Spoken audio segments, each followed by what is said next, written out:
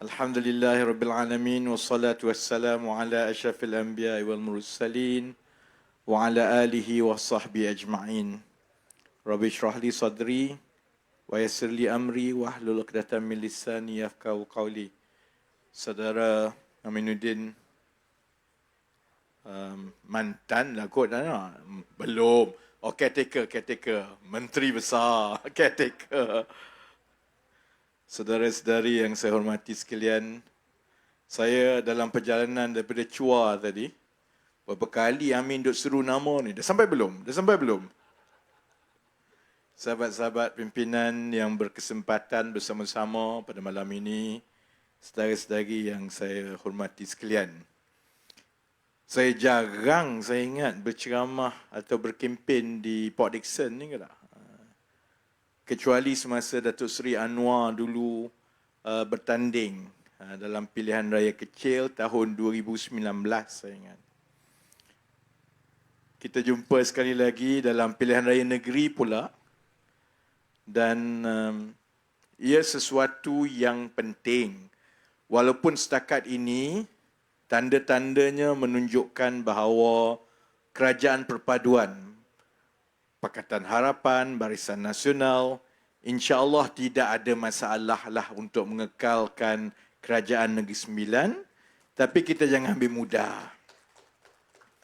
Kita jangan ambil mudah kerana kita sedang melalui satu zaman peralihan yang mana emosi dimainkan sehingga dia menutup logik dan kewarasan kita. Sebab dia soal, saya demam dengan batuk ni tau. Kalau hilang suara lepas ni aku balik terus. Kerana kita berdepan dengan lawan kita yang tidak akan berbincang soal kesejahteraan rakyat, tak mahu terima soal macam mana cara kita nak menyelesaikan masalah rakyat. Yang penting bagi mereka ialah kuasa, atas alasan semata-mata bahawa Kerajaan Perpaduan yang ada sekarang ini tidak mewakili Melayu. Yang itu yang akan diulang berkali-kali. Saya tak pernah ulas saudara-saudari sebelum ini, dan bila saya berceramah ni bukan saya berceramah yang dekat Sri Tanjung ni lah. Saya berceramah dekat Facebook lah, dekat Twitter lah, dekat TikTok lah. Jadi ramai lagi yang menonton. Tak apa. Belum hilang suara. Bila hilang suara, saya cari air. Saya tak pernah ulas sebelum ini tentang satu-satunya modal kempen Perikatan Nasional. Modal kempen Perikatan Nasional ialah orang Melayu kena bangkit kerana Kerajaan Perpaduan yang ada ni, Pakatan Harapan, Barisan Nasional, GPS, GRS dan parti-parti lain, ini tidak melambangkan dan mewakili Melayu di negara ini, jadi Melayu telah hilang kuasa. Tambah pula, bila bakal Mursyidul Am PAS yang baru, Tun Mahathir pun ulang yang sama. Korang gelak. Jadi sebab itu, memang kita ada segelintir daripada rakyat kita yang dia tutup terus sebarang hujah, sebarang perbincangan. Dia tak tengok kepada fakta pun. Dia tahu bahawa kita mesti bangkit tukar kerajaan ini kerana kita nak kerajaan yang Melayu. Baik, Mula-mula sekali, awal-awal sekali saya nak tanya, dari mana dia sakau modal ini yang dia kata Kerajaan Perpaduan ini tidak mendapat sokongan Melayu, oleh itu dia tidak mewakili Melayu? Ada orang boleh beritahu tak? Prabah memanglah tak. Yang kat luar ni, ini yang walaun yang duk komen ni. Tolong komen sikit dari mana korang sakau fakta kata bahawa berdasarkan keputusan pilihan raya umum yang lepas, Kerajaan Perpaduan yang ada sekarang ini tidak mendapat sokongan majoriti Melayu dan oleh itu tidak mewakili Melayu. Sebab ini satu je tahu modal Perikatan Nasional ni. Satu ni je. Dia tak erti mengira, saudara-saudari. Berapa undi Melayu di Semenanjung yang diberikan kepada calon-calon Pakatan Harapan dalam PRU yang lepas? Orang Seri Tanjung pun tak ambil tahu ni. 25%. Berapa undi Melayu kepada Barisan Nasional yang diberikan kepada calon-calon Barisan Nasional di Semenanjung dalam PRU yang lepas? 29%. Ada negeri yang Pakatan Harapan berada di depan sedikit, ada negeri yang Barisan Nasional berada di depan sedikit. Campur dua-dua, 25% undi Melayu di Semenanjung kepada Pakatan Harapan, 29% undi Melayu kepada Barisan Nasional. Cuba kira, 25 campur 29 berapa? 54%. Berapa undi Melayu kepada Perikatan Nasional dalam pilihan raya umum yang lepas? 48%. 48, saya rasa tak sampai, 46%. Ni, cuba kira 54 dengan 46 ni yang mana lebih tinggi ni? Tapi masalahlah sebab dalam kepala Muhyiddin Yassin, dia pergi jumpa menghadap yang di Pertuan Agong. Dia tak cukup angka pun, Haji Hadi dah kata cukup jumlah dah. Sebab dia bukan kira sangat pun. Saya tak pernah jawab, saudara-saudari. Sebab saya nak tengok sampai mana dia nak main modal perkauman ni. Dan angka 46% Melayu yang didapati oleh Perikatan Nasional itu, angka itu pun diherot ataupun dipengaruhi oleh undi mereka di beberapa negeri je. Negeri-negeri itu adalah negeri Terengganu, negeri Kelantan, negeri Kedah, sebahagian Pulau Pinang dan sebahagian Perak. Dan negeri-negeri ini, salahnya tu sebahagiannya salah Pakatan Harapan jugalah. Kerana kalau di Kelantan dengan Terengganu, memang Pakatan Harapan tidak bertapak dengan baik, maka undi Melayu kepada Pakatan Harapan di Kelantan dengan Terengganu lebih kurang 10%. Kalau di Kedah, di Pulau Pinang dan sebahagian Perak, kalau Kedah, undi Pakatan Harapan dengan undi Barisan Nasional lebih kurang sama banyak undi Melayu. Di Pulau Pinang pun macam itu, di Perak pun macam itu. Jadi undi yang 46% yang dia dapat itu di Semenanjung, ini tak campur lagi undi kepada Kerajaan Perpaduan daripada Melayu Bumiputera, di Sabah, di Sarawak. Jadi kok mananya dia kata, Kerajaan Perpaduan yang ada sekarang ini tidak melambangkan perwakilan Melayu. Majoriti Melayu dalam pilihan raya umum yang lepas sebenarnya memberikan undi kepada Kerajaan Perpaduan yang ada. Sebab itu saya berharap dan yakin sebenarnya dalam pilihan raya negeri-negeri yang ada sekarang, paling kurang di negeri-negeri yang kita telah bertapak lama seperti Negeri Sembilan, Selangor dan Pulau Pinang, saya yakin undi Melayu Kerajaan Perpaduan akan mengatasi undi Melayu daripada Perikatan Nasional, insya-Allah. Saya nak tunggu Muhyiddin ke, Haji Hadi ke, Mak Jagan ke. Saya nak tunggu kok mana dia nak pusing ni. Fakta itu jelas. Macam mana kita dapat fakta itu dan kenapa saya tak sebut benda ini awal-awal lepas keluar keputusan pilihan raya umum? Sebab kita tunggu keputusan rasmi daripada SPR. Keputusan rasmi daripada SPR memberikan perincian undi mengikut umur dan saluran di seluruh negara. Daripada situ setiap saluran kita tahu berapa peratus pengundi Melayu, berapa Cina, berapa India. Daripada itulah kita boleh kira keseluruhan negara. Berapa peratus kepada Pakatan Harapan undi Melayunya, berapa peratus kepada Barisan Nasional dan berapa peratus kepada Perikatan Nasional. Jadi kepada yang muda-muda ni, oi, tengoklah sikit faktanya. Jangan ikut bulat-bulat permainan emosi daripada Perikatan Nasional, sebab kita tahu itu satu-satunya modal politik yang mereka ada. Sebab dia tak boleh dah bincang benda yang lain. Kalau masuk pilihan raya negeri ni contohnya, dia nak berdebat dan berkempen dengan kita soal kejayaan membangunkan negeri-negeri dan memberi kesejahteraan kepada rakyat. Kita boleh tunjuk Selangor. Kita boleh tunjuk Pulau Pinang.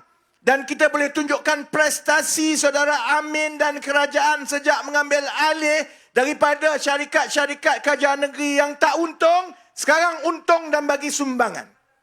Kita boleh tunjukkan macam mana Negeri Sembilan yang peruntukan daripada kerajaan persekutuan lebih rendah daripada Kelantan, rendah daripada Terengganu, rendah daripada Kedah. Tapi hasilnya rakyat di Negeri Sembilan walaupun taklah sekaya di Pulau Pinang ataupun di Selangor, tapi dia jauh lebih kaya daripada Kelantan, Terengganu dan Kedah. Kita boleh bandingkan prestasi contohnya, walaupun di Negeri Sembilan tidak ada satu pun projek besar kerajaan persekutuan selama ini berbanding dengan Kedah. Di selatan Kedah itu kerajaan persekutuan selama ini telah melaburkan berpuluh-puluh bilion ringgit untuk bawa industri daripada seluruh dunia, industri elektronik pergi ke Kulim.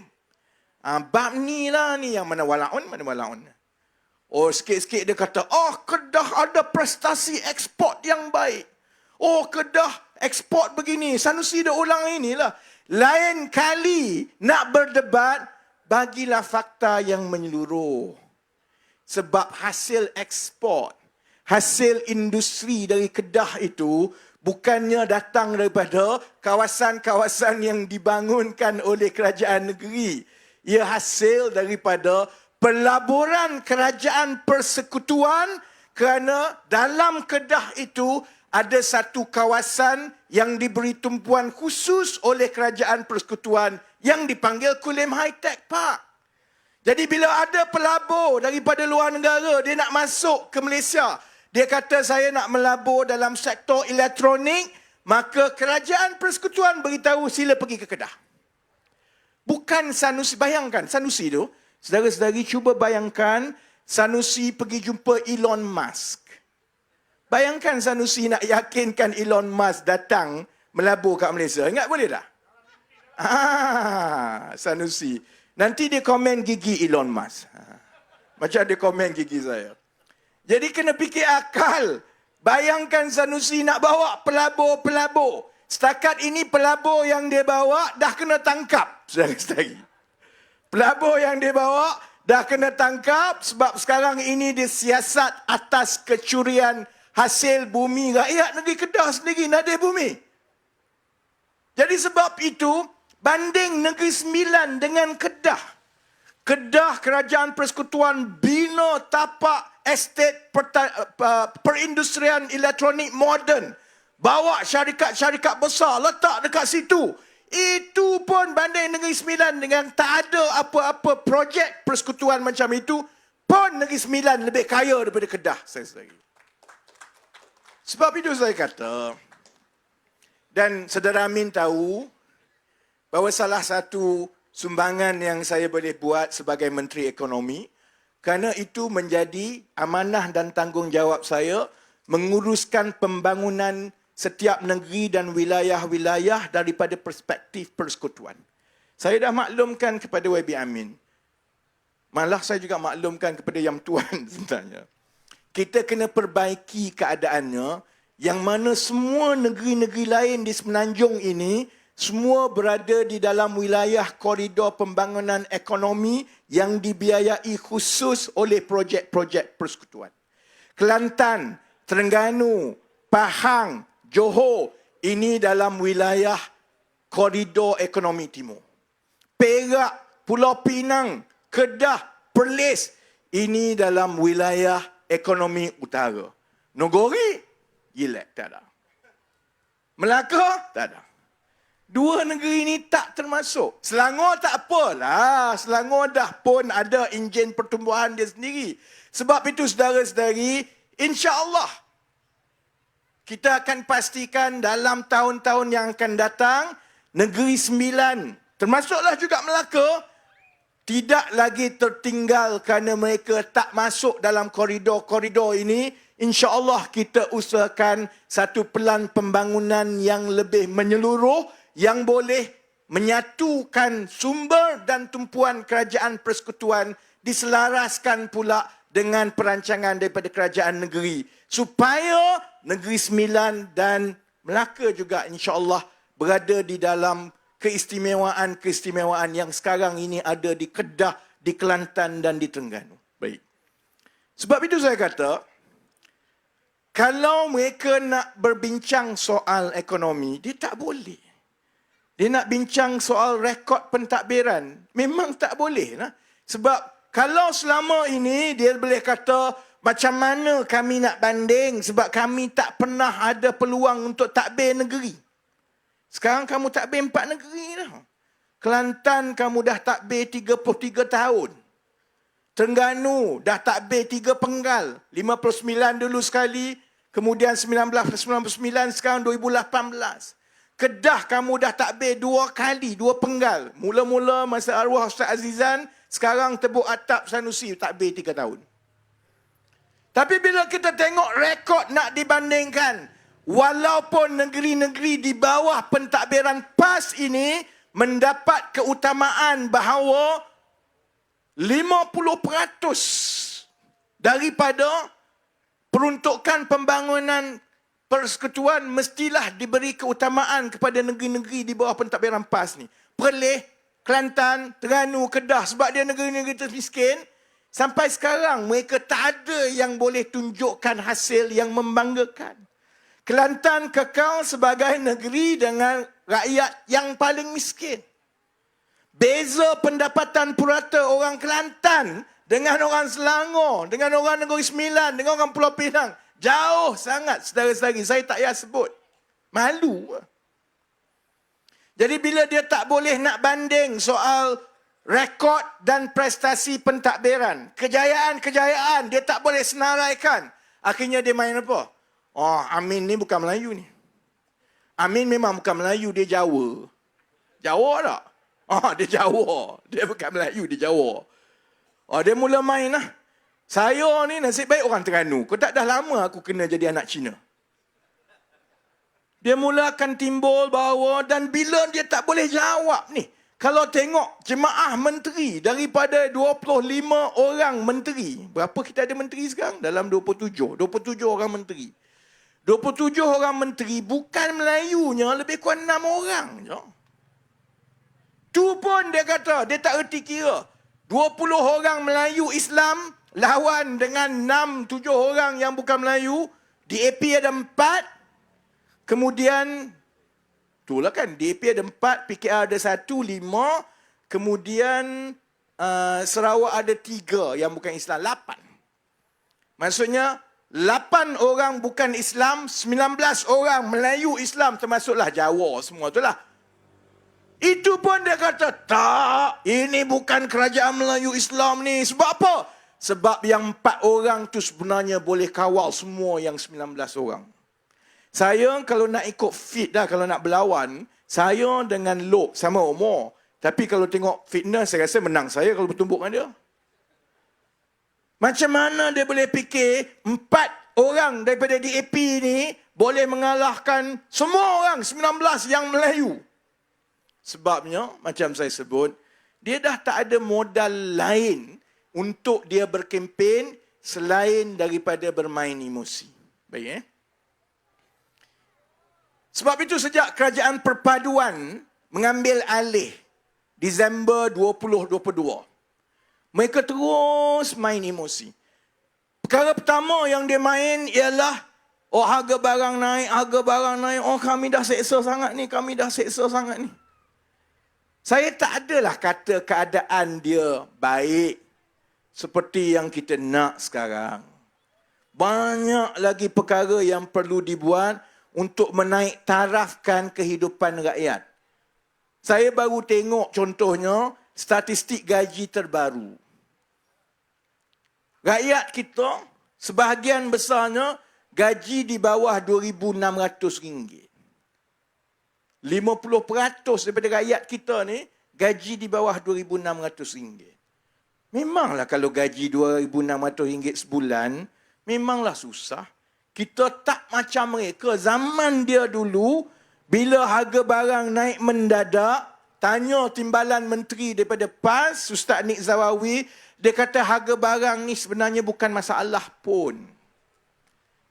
Kita tak pernah kata macam itu. Kita memang akui bahawa negara kita mewarisi pelbagai masalah-masalah ekonomi rakyat yang perlu diselesaikan dengan cepat. Tapi dia dah ulang berkali-kali ni. Harga barang naik, hidup susah, hidup susah, hidup susah. Sampai dia lupa sebenarnya, dalam 3-4 tahun daripada sekarang ke 3-4 tahun lepas, ni semua yang ada di hadapan saya yang menonton, sebenarnya bilakah masa yang hidup kita paling susah sekali? Masa zaman Muhyiddin, saudara-saudari. Masa zaman kita kena kurung, masa zaman mereka yang berniaga kecil, dan sebahagian besar daripada rakyat kita ini peniaga-peniaga kecil. Peniaga-peniaga kecil yang tak dapat berniaga, terpaksa tutup gerai, tak ada wang untuk makan sehingga naikkan bendera putih. Itu tak campur lagi dengan kesengsaraan kita apabila kita kehilangan kaum keluarga kita.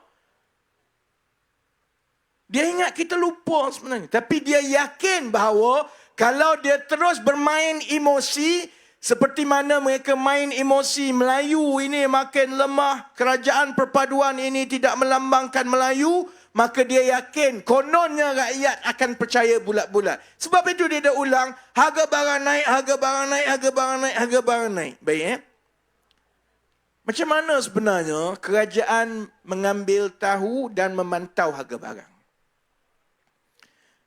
Jabatan Statistik yang mengira kenaikan harga barang tiap-tiap bulan ini, ada beribu-ribu orang di seluruh negara yang mengutip harga barang tiap-tiap hari.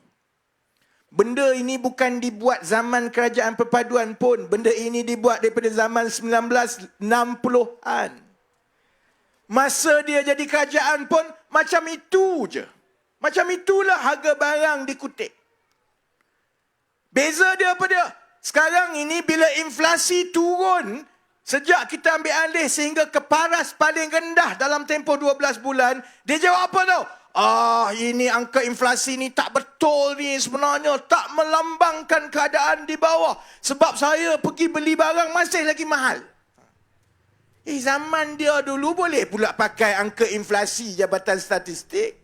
Mari zaman orang, oleh sebab harga barang sebenarnya, inflasi itu telah turun daripada zaman memuncak zaman dia dalam tempoh kita ambil alih ke paras 2.4% dalam bulan Jun. Tiba-tiba dia tak boleh kona, dia kata angka ni tak boleh pakai.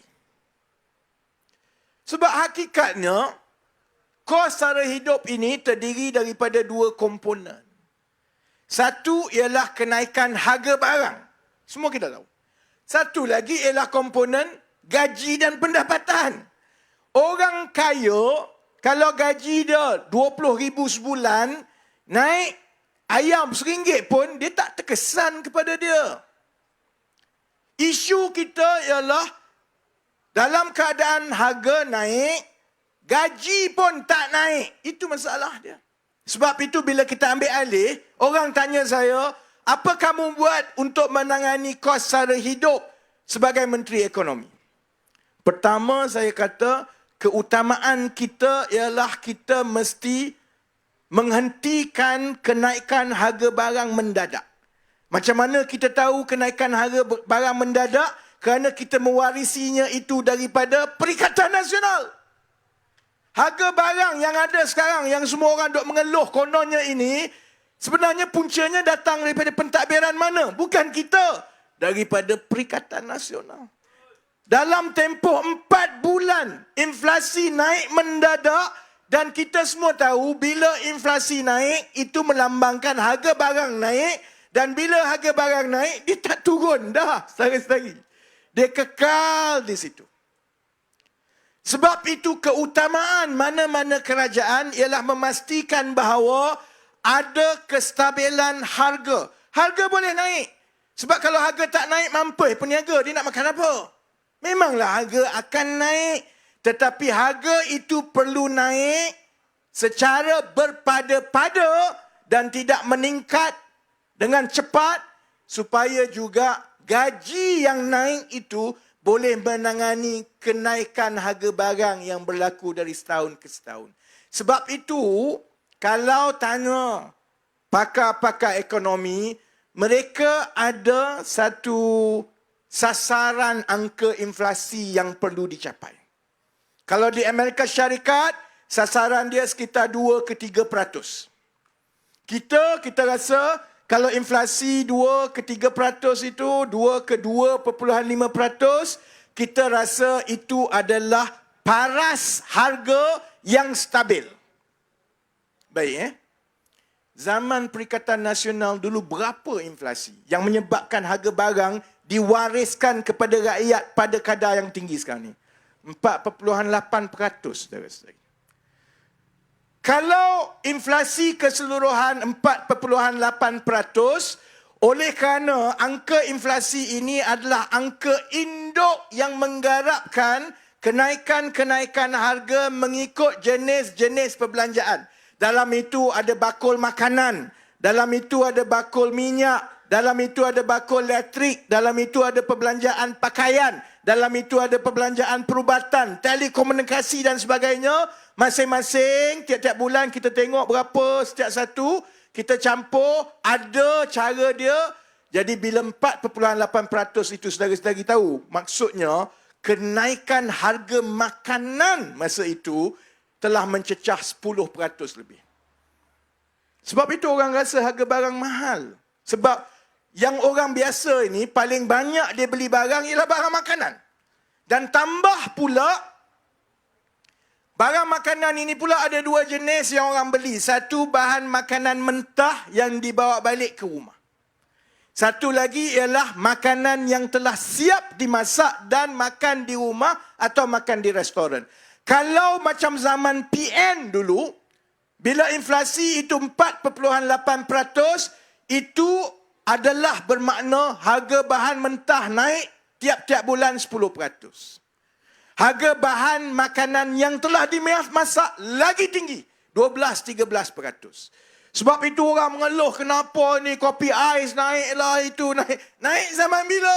Zaman dia, saudara-saudari.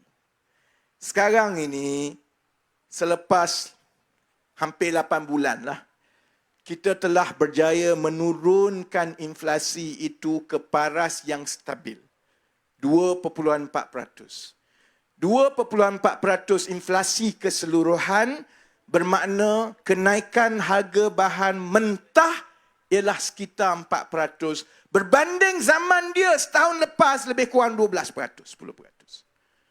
Harga bahan makanan yang telah dimasak untuk bawa balik, kadar kenaikan sekarang sekitar 5%. Berbanding zaman dia 12%. Jadi kod mananya sebenarnya harga barang naik? Kod mana yang dia kata, oh makin teruk, makin teruk. Sebab itu saya kata kepada pengundi-pengundi yang walaun tu ikut suka dia lah. Dia nak gali lubang terjun, biarkan dia. Tapi yang rakyat biasa atas pagar, kita perlulah membuat pilihan berdasarkan fakta-fakta ini. Dan fakta ini yang sampai sekarang, pakar-pakar ekonomi mereka. Mana Razi Jidin? Mana ahli parlimen Bacok? Apa nama dia? Aku pun tak tahu. Cerdik sangat. Syahid Sulaiman. Mana mamat yang nak cetak wang tu? Ni mamat-mamat yang konon hebat-hebat pemikir-pemikir ekonomi. Mana Muhyiddin Yassin?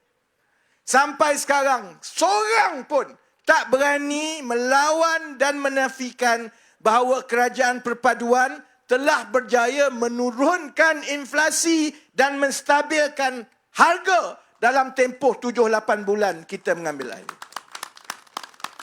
Sebab dia memang tak boleh. Ya. Muhyiddin ialah dia bela ayam lah. Okay. Mungkin dia sibuk bela ayam sekarang. Dia tak ada masa nak ambil kira pasal inflasi. Baik. Jadi itu komponen yang pertama.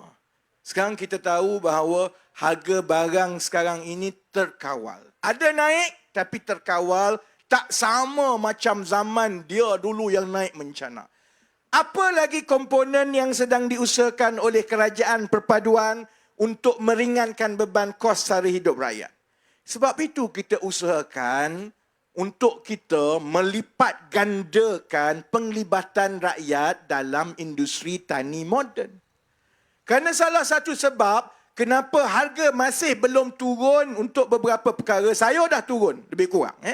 Tapi salah satu sebabnya ialah kerana bekalan itu masih lagi belum mencukupi. Kalaupun bekalan itu ada, dia jauh.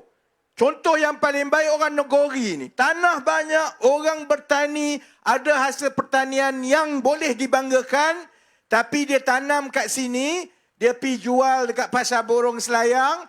Lepas tu orang negeri, orang Seremban jugalah pergi ke Pasar Borong Selayang. Bawa balik ke Negeri Sembilan, jual balik. Betul tak? Jadi mestilah mahal.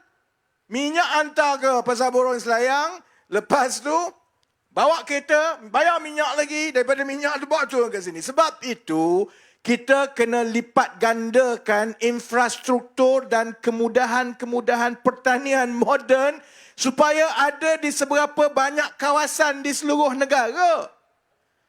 Sebab itu, saya dok sibuk tentang inisiatif pendapatan rakyat. Diorang perlilah, kau ni Menteri Ekonomi ke Menteri Pertanian? Bahlul. Kau tak tahu ke untuk menurunkan harga barang, kita kena tambah bekalan. Zaman kamu tak buat langsung sebab tak seksi. Tak menarik. Nampak macam payahnya lah untuk kita menggembaling semua tenaga untuk orang bertanam, untuk kita pastikan graduan anak muda ada kerja sebagai petani moden dengan gaji 2,000, 3,000 sebulan. Dia tak nak buat, susah. Sekarang bila kita buat, dia kata, kamu ni menteri apa? Itulah kerja Menteri Ekonomi, Bahlul. Untuk menurunkan harga, kita kena tambah bekalan. Bekalan makanan ni kau ingat boleh petik lalang kat tepi jalan ke? Kalau berani, kita tunggu ayam-ayam Muhyiddin Yassin bertelur.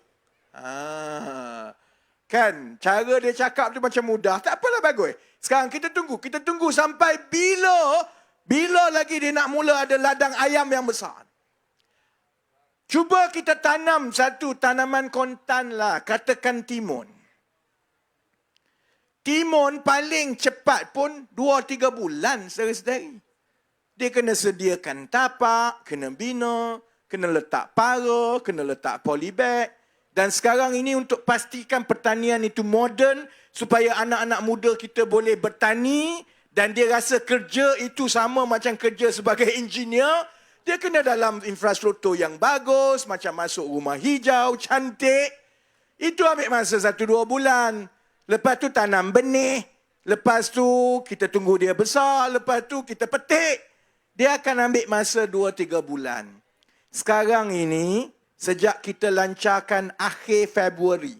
Maksudnya March, April, Mei, Jun, Julai. 5 bulan saudara-saudari, Kerajaan Perpaduan telah berjaya memulakan tapak-tapak pertanian moden ini di 1,000 ekar di seluruh negara. Peserta, kita bagi 1 ekar tu 4 orang. Setiap seorang itu dapat plot suku ekar, semua dah disediakan untuk dia. Dia kena jaga, dia kena kemudian hasil itu dikongsi hasilnya dengan syarikat operator dan juga dia sebagai peserta. Kalau dalam tempoh 5 bulan, kita dah berjaya cari tanah, buka di 1,000 ekar. Kalaupun kamu tak sempat buat dululah, janganlah perlekehkan kerja orang. Sebab itu saya kata, untuk menangani kos-kos sara hidup ini, dia ada komponen-komponen dia. Jadi, inflasi terkawal. Kita sekarang sedang tambah dan akan terus tambah kapasiti pengeluaran makanan setempat. Supaya ada anak muda yang bekerja kat situ, dia tak payah pergi ke bandar. Kemudian orang negeri pula tak payah pergi ke Pasar Borong Selayang untuk dapat beli sayur banyak-banyak. Dia ada kawasan setempat dia. Sebab itu, satu lagi komponen terakhir yang kita akan tumpukan ialah untuk menaikkan gaji pekerja-pekerja. Saya sebut tadi gaji pekerja kat Malaysia ni adalah memang menyedihkan. Orang tanya saya, ni apa kena-mena pasal gaji ni? Ini bukan kerja Menteri Ekonomi. Bahlul. Kalau gaji itulah yang orang berbelanja.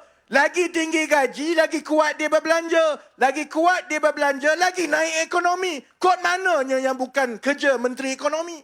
Bezanya Menteri Ekonomi sebelum ini, kawan baik saya, Azmin Ali, dia sama ada tak faham ataupun dia penakut, pengecut tak nak buat. Mungkin dia tak nampak lah kot, kabur kan. Bukan saya kata ni, siapa kata ni kat bawah ni? Nak saman minda tu pakai baju hitam all black semua. Beza dia sebab sebelum ini tidak pernah ada kerajaan persekutuan yang mengambil pendirian bahawa kerajaan mesti mengambil dasar menaikkan gaji rakyat. Tu je beza dia. Sebab itu bila kita nak buat, memang ini kerja Menteri Ekonomi saudara-saudari. Kalau saudara-saudari yang pernah ingat ceramah terakhir saya sebelum pilihan raya umum yang lepas, sebelum hari mengundi, saya pernah sebut. Kalau saya berjaya lakukan satu benda saja, saya rasa saya dah lega dan saya boleh bersara dengan aman. Misi saya ialah untuk menaikkan gaji rakyat. Sebab kita berpuluh tahun tak naik gaji. Hasil daripada tak naik gaji inilah, maka sebab itulah harga barang naik sikit, kita terkesan. Nak beli rumah, kita terkesan. Nak beli kereta, semua terkesan. Anak sakit, terkesan. Sebab gaji tak naik. Selama ini, pencen lagilah tak naik. Selama ini, soal gaji ini, kerajaan Perdana Menteri yang ada sebelum ini gah projek besar, hebat, habis bilion sana, bilion sini. Gaji tak ada orang yang berani kata kepada toke-toke besar ini bahawa sudah sampai masanya bagi setiap RM100 hasil yang kamu dapat daripada pekerja-pekerja kamu, paling kurang RM40 mesti pergi kepada pekerja. Sekarang saudara-saudari tahu berapa? Bagi setiap RM100 hasil daripada ekonomi kita, yang pergi kepada rakyat hanyalah sekitar RM30. Jadi ekonomi berkembang macam mana pun, hebat macam mana pun, yang kaya makin kaya. Yang toke makin toke. Yang bawah tu makin miskin, macam tu lah. Sebab itu soal menaikkan gaji melalui satu dasar kerajaan adalah perkara yang paling penting yang Menteri Ekonomi kena buat, saudara-saudari. Dan saya tahu, memang menteri-menteri sebelum saya, kerajaan sebelum ini tak berani sentuh. Sebab dia bukan benda yang mudah, bergaduh dengan semua orang. Tapi sebab itulah juga saya jadi Menteri Ekonomi. Saya memang suka bergaduh dengan semua orang. Jadi insya-Allah, saudara-saudari, 7 hari bulan Ogos, itu tarikh penting untuk saya dan juga kementerian saya kerana kita akan bentangkan cadangan gaji progresif kepada kerajaan. Dan insya-Allah saya berdoa ia akan diluluskan, dan bila ia diluluskan, ia akan memulakan sejarah baru negara kita yang kita akan mula melihat gaji rakyat naik dari 1 tahun ke 1 tahun. Dengan cara itulah insya-Allah 4-5 tahun lagi tak payah tunggu Muhyiddin pelihara ayam. InsyaAllah kalau harga ayam naik sikit pun, insyaAllah rakyat kita boleh menangani kenaikan kos sara hidup itu. Ya? Jadi orang tanya saya, apa kamu buat 7 bulan? Memang saya ada pilihan. Saya boleh buat seperti menteri-menteri sebelum ini, 7 bulan pertama nampak gah dengan tokek besar sana kiri kanan. Sebut projek tinggi-tinggi besar-besar. Tapi saya juga tahu bahawa itu tak bagi laba kepada rakyat. Negara kita ni boleh bangga macam-macam. Bilion-bilion. Tapi akhirnya rakyat makin susah dan makin susah. Sebab itu tumpuan kita, tumpuan perancangan ekonomi kerajaan perpaduan yang awal-awal ialah rakyat biasa. Sebab itu Datuk Seri Anwar awal-awal menetapkan kita mesti menoktahkan kemiskinan. Allah yarham Datuk Seri Salahuddin, tumpuan dia ialah menurunkan harga makanan melalui menu rahmah. Orang kaya dalam Perikatan Nasional. Haji Hadi dia tahu apa? Gaji dia 80,000 sebulan memancing ikan. Dia bukan faham pun harga RM5, RM6 ni. Tak pernah ada masalah lah untuk dia. Tak pergi parlimen pun gaji 80,000 sebulan sebelum ni. Sebab itu tumpuan kita ialah kepada orang biasa. Anak-anak yang belajar kat universiti nak makan. Kalau RM10, sehari sekali je dia makan. Sebab itu Allah yarham Datuk Seri Salahuddin Ayub, dia tumpu kepada soal itu. Saya tumpu basmi kemiskinan, saya tumpu pastikan inflasi juga mereda, saya tumpu untuk hasilkan tapak-tapak supaya kita boleh tambah bekalan makanan. Dan yang terakhir, kita tumpu kepada menaikkan gaji pekerja-pekerja. Datuk Seri Anwar, kalau saudara-saudari hayati, sekarang sibuk merundingkan tentang gaji sektor awam. Abang polis yang ada semua ni. Mana ada sebelum ini Perdana Menteri sibuk cerita pasal gaji sektor awam. Saya diberi tugas yang satu lagi, kenaikan gaji di sektor swasta melalui model gaji progresif. Jadi yang itu insya-Allah akan berjalan. Baik Maka sebab itu sekarang tumpuan kita yang seterusnya ialah kepada sektor-sektor baru yang boleh menjadi enjin menjana ekonomi yang baru. Saya tahu saudara-saudari muka masam sekarang ni sebab bosannya lah cerita pasal ekonomi. Saudara-saudari salah ceramah. Kalau nak dengar lawak bodoh, pergi ceramah Sanusi. Ceramah Pakatan Harapan, kalau ceramah saya, dia memang macam kelas ekonomi, tiap-tiap malam. Memang bosan, tapi penting saudara-saudari. Baik Dia tanya, apa kamu buat sebagai Menteri Ekonomi untuk menaikkan ekonomi Malaysia? Aku dah latih cakap sembang kencang. Zaman dia hampir tak buat apa. Cetak duit pun tak dapat. Sekarang sibuk duk tanya orang macam mana orang buat.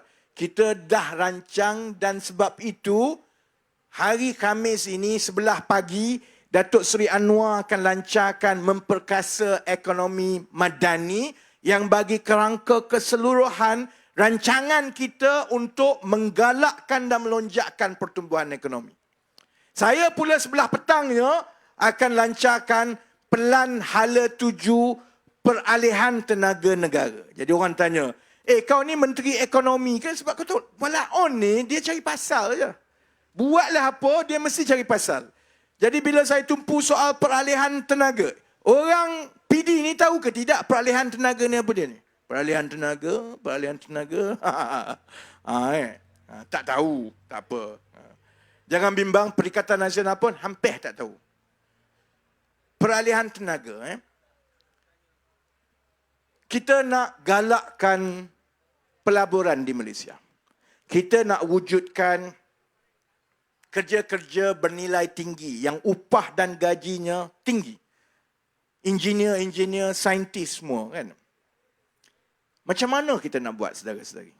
Pernah tanya tak Perikatan Nasional? Pernah tanya tak masa zaman Azmin, masa zaman diorang ni, apa sebenarnya rancangan mereka untuk menumbuhkan industri-industri baru yang bukan saja boleh menarik pelaburan baru tetapi mewujudkan kerja bergaji tinggi kat Malaysia. Pernah tanya tak? Saya tak tanya saudara-saudari, saya tanya Walaon kat luar tu. Kesian yang kat depan ni memang geleng. Memang lah.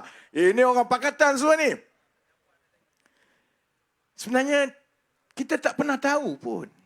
Saya masuk dalam kerajaan, saya pun baru saya tahu sebenarnya tak ada apa, tak ada perancangan. Jadi, amalan biasa kita lah. Kalau kita sakit, demam tak? Awal-awal kita buat apa? Kita tanya, kalau doktor pergi jumpa doktor, doktor tanya, you sakit kat mana? Demam berapa? Ukur, temperature. Kita kena tahu dahulu apa masalahnya. Dan itulah perkara pertama yang kami buat bila kami masuk. Kita ukur dulu sebenarnya apa sebab pelabur-pelabur sebelum ini tidak mahu masuk ke Malaysia. Baik di pasaran saham kita, Sebab itu kita tengok pasaran saham macam kereta zaman dulu, enjin sekejap hidup, sekejap tak hidup. Okey. InsyaAllah saya bertahan 10 minit lagi ni. Saya tahu sebab apa. Dia mudah je, tanya pelabur. Tanya semua orang yang pengurus-pengurus dana yang menguruskan trilion ringgit dana. Kenapa dia tak nak letak duit dia kat Malaysia? Jawapan dia mudah. Cuba kita fikir. Apa sebenarnya industri-industri yang kita ada syarikat banyak-banyak ni, apa sebenarnya yang menawarkan pulangan yang lebih tinggi? Kita pun kata, kita ada ladang kelapa sawit, perindustrian kelapa sawit yang bagus. Dia kata, kalau kami nak ladang kelapa sawit dalam sektor peladangan, baik kami pergi Indonesia. Indonesia jauh lagi besar. Dia mengawal pasaran dunia. Dulu yalah Malaysia, masa kami melabur dulu, awal-awal dulu okeylah Malaysia nombor 1 di dunia. Sekarang ni Malaysia kecil banding dengan Indonesia. Tanya lagi. Kita ada sektor pembinaan. Dia kata sektor pembinaan, rumah-rumah pun kamu tak boleh jual banyak. Bangunan-bangunan, kalau setakat di Kuala Lumpur tu, kalau nak beli atau melabur dalam syarikat pembinaan semata-mata, lagi lumayan melabur dekat Vietnam. Vietnam tengah naik lagi banyak ni. Singapura tengah naik lagi banyak. Baik melabur dekat Dubai, lagi maju. Tanya lagi, jadi apa lagi kita boleh tawarkan? Katakanlah sektor tenaga. Kita ada syarikat-syarikat tenaga. Dia kata korang punya tenaga masih lagi pakai arang batu. Kalau pelabur-pelabur pengurus dana antarabangsa ni, mereka disyaratkan untuk tidak melabur di dalam ekonomi yang ada arang batu. Sebab dia kira tidak membantu perubahan cuaca, menambahkan panas dunia. Jadi pemegang saham dia dekat Amerika, dekat London marah. Kalau nak melabur dalam syarikat yang tak banyak arang batu. Sudah kita. Sebab itu hakikatnya saudara-saudari, sebelum ini Malaysia tidak berjaya meyakinkan dan menunjukkan kepada pelabur-pelabur dana antarabangsa ini bahawa kita ada industri berteknologi moden masa depan yang boleh memberi pulangan lebih tinggi daripada kegiatan-kegiatan konvensional tradisi yang kita ada. Jadi apa yang Muhyiddin buat dulu? Hebat dia baca teks. Apa dia tidur? Selain daripada dia tidur. Apa dia buat? Azmin. Saya tengok Azmin ni saya kesian. Sebab apa? Dia sekarang, contohnya, kalau Datuk Seri Anwar ada perjumpaan dulu-dulu kan, bulan Februari, Datuk Seri Anwar umumkan pelaburan daripada Amazon sebanyak 20 bilion. Ada majlis besar semua, gambar semua. Dia pun belakang-belakang dekat Facebook dia pun tulis, dia tunjuk gambar dia pergi ke Amerika Syarikat jumpa Amazon. Konon nak claim lah tu, sebenarnya dia yang buat. Sama juga bila Datuk Seri Anwar ada mesyuarat ke dengan Elon Musk, pelabur syarikat besar ni, dia pun tunjuk, ni gambar aku dengan dia orang. Sekarang ini bila Perikatan Nasional kita duk tanya dia, yang kamu 33 bulan, kalau macam Azmin, kalau macam Razi Jidin, ini bukan saja 33 bulan, 5 tahun dalam kerajaan sebelum ini, apa kamu buat? Dia akan jawab apa? Sebenarnya dulu kami dah fikir, tapi kami tak sempat buat. Dia sama kalau dengan pelabur-pelabur besar, dia kata sebenarnya dulu saya lah yang jumpa dia, tapi yalah tak sempat tanda tangan. Sekarang ini masa kerajaan perpaduan lah benda itu berlaku. Macam tu serupa lah, saya boleh kata tu ada girlfriend cantik dulu saya pernah mengorat tapi tak dapat. Dia kahwin orang lain, aku duduk simbuk gila talak tunjukan. Saudara-saudari, hakikatnya mereka tak pernah ada idea. Sebab itu hari Khamis ini, bila pagi Datuk Seri Anwar lancarkan kerangka ekonomi madani dan petang insya-Allah saya lancarkan pelan hala tuju peralihan ekonomi, peralihan tenaga, ini adalah satu lonjakan utama untuk menunjukkan dan menghantar isyarat kepada dunia, dan isyarat itu telah pun disambut setakat ini bahawa Malaysia akan menjadi peneraju industri hijau yang nombor 1 di rantau ini, saudara-saudara. Kita sudah dapatkan pelaburan 25 bilion ringgit. Zaman dia dulu, pernah dengar tak ada pelaburan sampai, projek-projek sampai 25 bilion? Dia tak ada, dia kerja belanja duit dah. Bilion sana, bilion juga, tapi bilion sakau. Belanja. 25 bilion yang terdiri daripada 10 projek rintis bertaraf nasional yang sekarang ini kita sudah mula tengok ada sambutan yang baik daripada pelabur-pelabur. Sebab dia menjawab persoalan pelabur. Kalau kamu nak suruh aku letak duit dekat negara kamu, sektor mana yang menjanjikan masa depan kandungan teknologi dan pulangan? Sebab itu kita jawab, sektor peralihan tenaga. Sebab Malaysia ini ada potensi yang cukup baik. Secara geografinya, kita berada di tengah-tengah rantau Asia Tenggara. Di sebelah utara, di Laos, di Kemboja, mereka ada potensi hidroelektrik yang besar. Di sebelah selatan, termasuk Malaysia, Singapura dan sebahagian Indonesia, ada permintaan terhadap tenaga boleh baru ataupun renewable energy yang tinggi. Tapi kalau tak melalui Malaysia, maka dia tak boleh beli daripada Cambodia, daripada Myanmar, daripada Laos.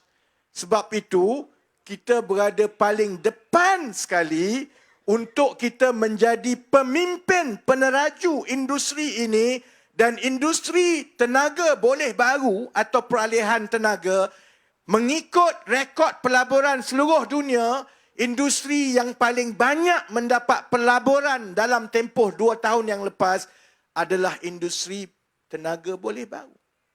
Jadi sekarang bila Malaysia dah ada, kita dah ada rancangan yang jelas, kita bermula dengan 10 projek skala nasional, harga 25 bilion pelaburan yang diperlukan, maka pelabur-pelabur akan kata, baik, aku berminat. Kerana projek ini akan hasilkan kerja macam ini, akan menghubungkan negara-negara, tiba-tiba barulah Malaysia, insya-Allah saudara-saudari, akan mendapat perhatian pelabur-pelabur balik, insya-Allah.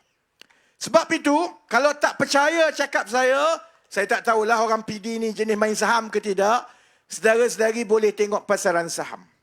Jangan tengok yang duk naik seminggu ni, tapi tengok kepada saham-saham syarikat-syarikat yang terbabit dengan penjanaan tenaga boleh baru sejak 2 bulan yang lepas. Syarikat-syarikat ini telah melalui kenaikan harga saham yang berterusan selama 2 bulan berturut-turut. Termasuklah tenaga nasional, saudara-saudara.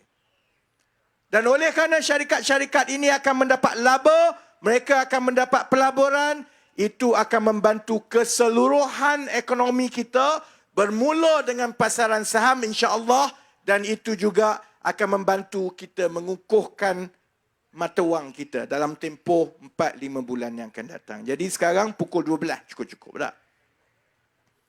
Saya nak tutup begini. Kita kena berhenti daripada politik emosi Sanusi. Kalau ikut Sanusi, semua ni mudah. Kedah ini kaya raya, kita boleh jadi negeri dengan kekayaan 43 trilion ringgit. Orang Kedah yang sokong PN tu, ya, balik makan macam tu juga, miskin macam tu juga. Bila orang, dia tak boleh jawab macam mana dia ada rancangan semua, dia akan kata, kita akan bina lapangan terbang kargo. Tapi kerajaan persekutuan tak bagi buat. Dia tak tahu. Nanti saya ulas dalam ceramah-ceramah saya yang akan datang. Malaysia pernah terlibat dengan lapangan terbang kargo, saudara-saudari. Dan penglibatan itulah yang menyebabkan kerugian beratus-ratus juta ringgit, yang menyebabkan mas penerbangan Malaysia sampai sekarang miskin dan patah kaki. Dia tak pernah semak semua ni. Malaysia pernah terlibat dalam lapangan terbang kargo. Bukan dekat Malaysia pun, dekat Jerman pun. Kalau di Jerman itu pun lapangan terbang kargo mampus, apatah lagi lah di bawah Sanusi. Jadi sebab itu Malaysia kena berubah pengundi-pengundi kita, menilai perancangan, dan kita juga tahu kalau nak tanam timun pun ambil masa 3-4 bulan, apatah lagi untuk menyelamatkan ekonomi negara yang kita warisi dengan hutang 1.5 trilion ini. Saya boleh bercakap begini kerana kita ada rancangan dan satu demi satu keluar. Kalau mereka ada rancangan, saya panggil Azmin Ali. Kalau Azmin Ali sebagai bekas Menteri Ekonomi daripada Perikatan Nasional, dia rasa rekod dia lebih baik daripada Kerajaan Perpaduan, saya nak seluruh Malaysia dengar supaya dilaporkan esok, beritahu saya cabar Azmin Ali berdebat dengan saya pasal ekonomi Malaysia. Kalau dia beranilah. Saya tak rasa dia berani sebab dia sentiasa kabur. Tapi insya-Allah kita tunggu, dan saya harap dalam tempoh 2-3 minggu berkempen ini, saya akan terus bercakap tentang benda-benda yang susah nak faham ini. Perkara-perkara yang berat. Tapi sebab kita nak jadi negara yang cerdik, saudara-saudari. Kita tak nak anak-anak kita, generasi kita, diberi RM50, RM100, pakai baju Perikatan Nasional, naik motor keliling kampung. Kita tak nak macam itu. Kita nak lahirkan anak-anak muda, rakyat kita yang pandai menilai, pandai menghakimi kerajaan yang boleh mentadbir dengan baik. Kerana itulah satu-satunya jalan kita boleh memastikan kesejahteraan kepada rakyat terbanyak seperti saudara-saudara. Jadi, insya-Allah saya yakin dan berdoa bahawa sahabat-sahabat di Sri Tanjung ini, insya-Allah tak ada masalah. InsyaAllah kita boleh kekalkan sebagai kerusi Pakatan Harapan. Tapi pastikan satu benda saja, Uncle. Uncle dah kata tak ada problem, no problem, no problem. Satu saja, Uncle. Pastikan semua kawan-kawan keluar mengundi kali ini. Boleh ke tidak? Dalam pilihan raya umum yang lepas, peratusan keluar mengundi kawan-kawan daripada China dan India rendah. 68% saja. Ini adalah yang paling rendah dalam pilihan raya sejak 2008. Jadi Uncle nanti kena pastikan semua anak-anak, cucu, cicit semua keluar mengundi. Kalau mereka payah balik, Uncle boleh kahwin seorang lagi. Kahwin seorang lagi, buat kenduri, dia mesti balik punya Uncle. Baik, jadi saya harap sampaikan kepada semua kawan-kawan kita di seluruh negara, pastikan keluar mengundi beramai-ramai kali ini. InsyaAllah kita kekalkan Negeri Sembilan di bawah pentadbiran saudara Aminuddin Harun dan Kerajaan Perpaduan. InsyaAllah saya dan saudara Amin, kita akan cuba buat yang terbaik, terutamanya untuk menjadikan Port Dickson sebagai sebahagian daripada koridor pelancongan negara, insyaAllah. Dengan itu, sekian. Ada lagi suara saya, tak habis lagi. Sese, Nandri, Wahanakam, wabillahi taufiq wal hidayah. Wassalamualaikum warahmatullahi wabarakatuh. Terima kasih. Balik elok-elok, esok kerja.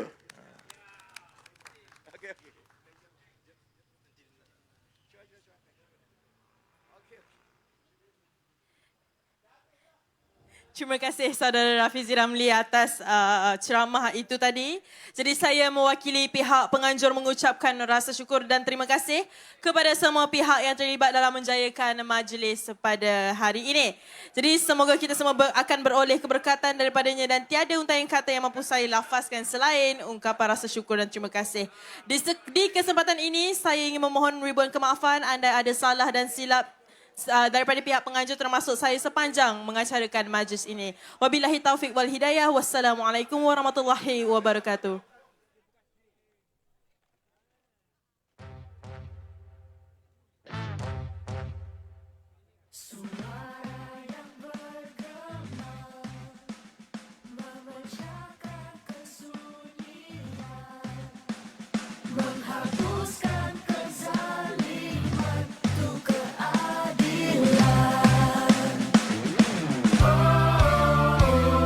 Satu tenaga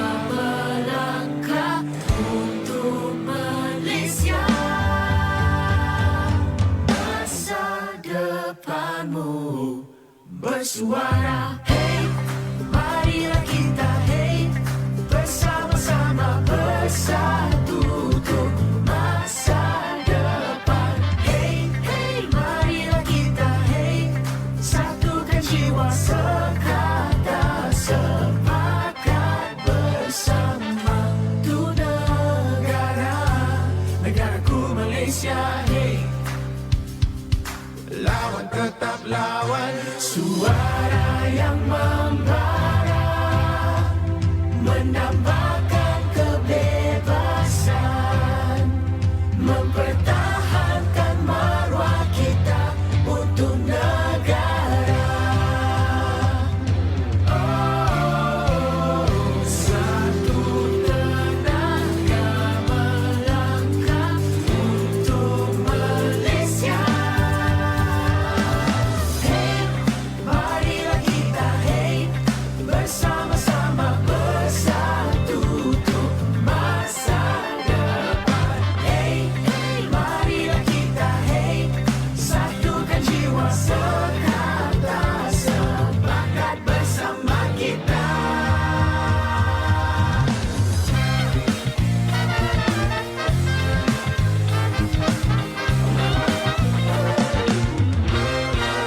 Bersedia?